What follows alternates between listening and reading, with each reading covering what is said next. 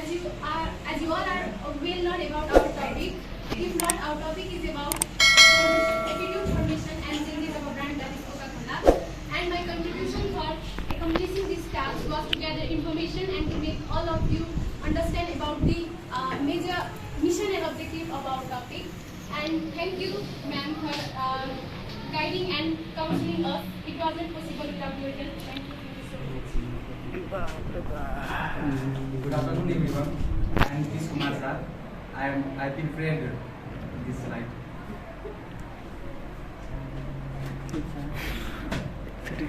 Good afternoon, everyone. It's me, Praneeta Praneeta, and my contribution for this presentation is to make a slide that the information given to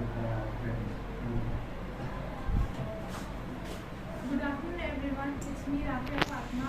I have collected information needed in this presentation.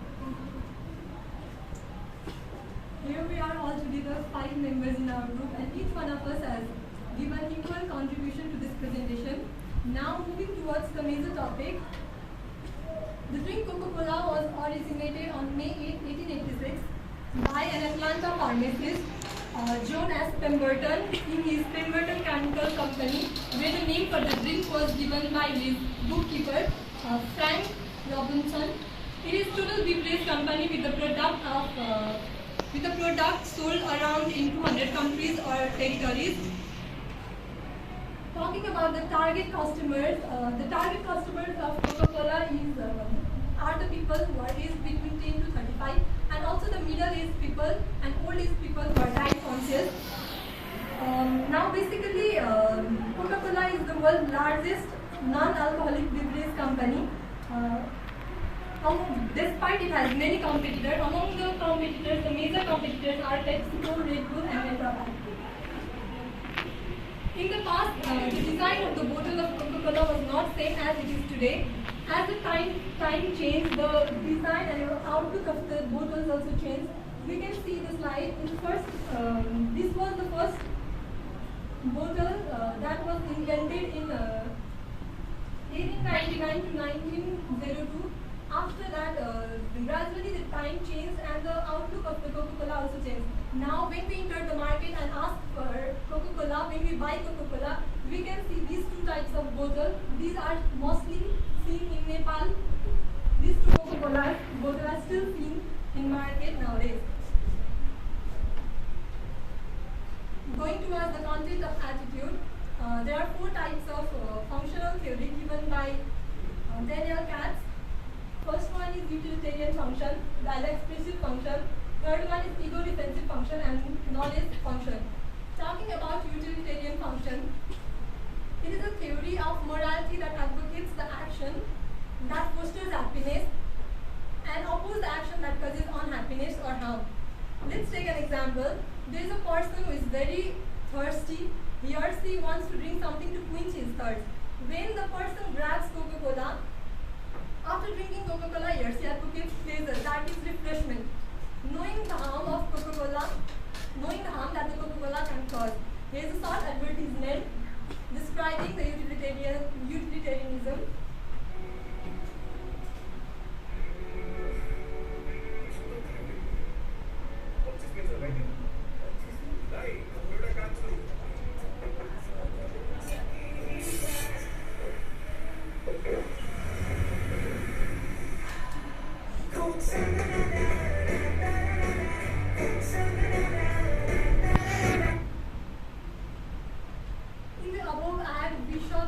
That the consumer got after consuming the product. Here the benefit was it helped the model to quench the thirst. It made her refreshed, which acted as an agent that leads to the pleasurable state or the state of happiness or refreshment. Likewise, talking about the next point, that is ego defensive function. Here in ego defensive, the consumer will favor those products that matches according to their status. Let's take a look at this picture. We can see there are different soft drinks. Among them, the consumer is focusing on Coca-Cola because Coca-Cola is the product that meets the criteria of the consumer.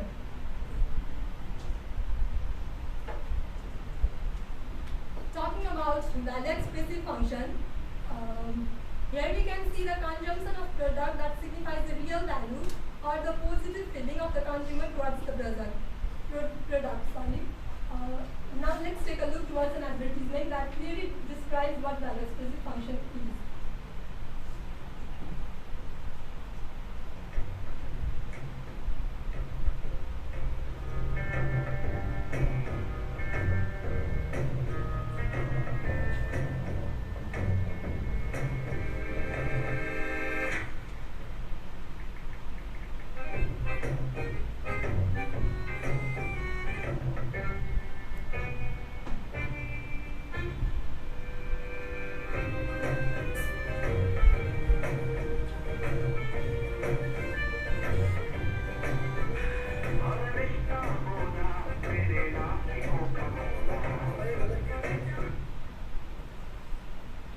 Here in this ad, we show how Coca-Cola was valued, what kind of feeling of a person was towards that Coca-Cola, that he accepted the friend request of that person to consume that product.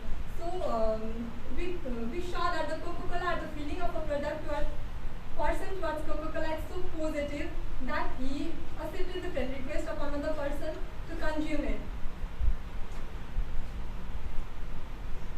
Talking about knowledge function is the function of attitude that serves the individual in understanding the environment, or we can say the real interest or benefit of the product. Let's take a look towards this advertisement. Coke Zero. Interesting. Zero sugar. Nice. Only TSB. Really?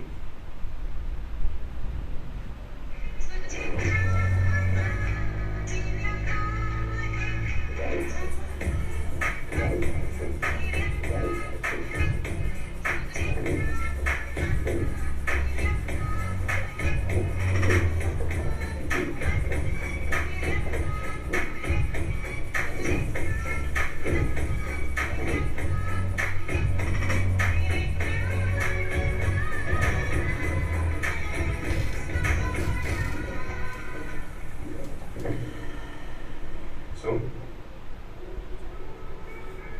Really? In this ad, as we saw through this ad, we can generalize that people who are diet conscious can consume the product too.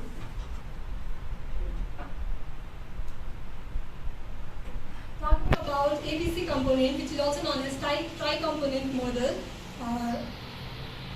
This model describes the affective, behavioral, and cognitive component.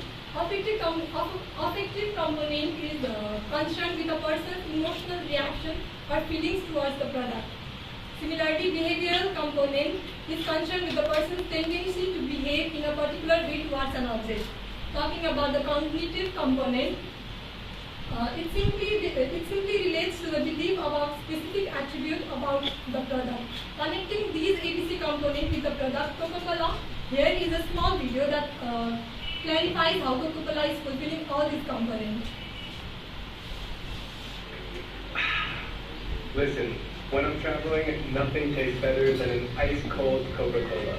It's refreshing, it's a familiar taste, and it just gives me this subconscious feeling of being home. To the socio-indigenous people in Chiapas, Coke is spiritual and deeply intertwined with their culture. In a town called San Juan Chamula, you can see bottled Coke as an offering in their main place of worship. They believe that Coke can heal the sick, proving to be one of the most interesting rituals I've ever seen. Although Coke drinking, it's no surprise to hear that the effect on public health has been devastating. Diabetes has become a major problem in Chiapas, claiming more than 3,000 lives a year. It's now the second leading cause of death in the state, behind heart disease. But the people here have been warned, and that doesn't stop them from getting their hands on another bottle of their favorite carbonated drink. In this first part of the video, it showed how people feel about the brand Coca-Cola, how they are connected to the brand. The second part of this video, we can see cognitive belief of people, the belief that says Coke can heal sickness, and include Coke even in their offering in the main place of their worship. Meanwhile, the third part is all about behavioral component. In the video, we saw the harmful effect of Coca-Cola on health. Yet, they prefer drinking Coca-Cola. It's not that the Coca-Cola didn't bring any changes in its strategy. Once they changed the strategy, but that became one of the biggest marketing blunder of all time. In 1985, Coca-Cola launched a new type of Coke named New Coke. New Coke lasted only 79 days and went down in history as one of the Americans' greatest marketing failures. The company tried to make changes because they felt that the consumer are really tired of the same taste. But the strategy went wrong, and because of this reason, while changing the strategy, Coca-Cola focused on the change in affective and behavioral component. Affective component, they brought change in affective component like feeling towards the product. Taking an example, when a consumer favors Coca-Cola but hears its scale of sugar and the drink contains sugar and calories, the consumer will avoid the product. But when the company brings some changes in product by reducing the level of sugar, that is zero sugar or diet Coke, then the consumer may consume the product, and it may bring changes in behavioral components too. Like when the company launched a new product that is zero sugar product, so that the people who are diet conscious can also consume them, which brought changes in behavioral component too. Now, as a whole, from the above theory and component, we came to know that though Coca-Cola serves a lot of benefit, but it has certain factors that affect overall health of a person. Despite the fact consumer belief remain constant, it is because they are physically, mentally, and emotionally attached towards the product. Thank you everyone for your time and collaboration. Thank you.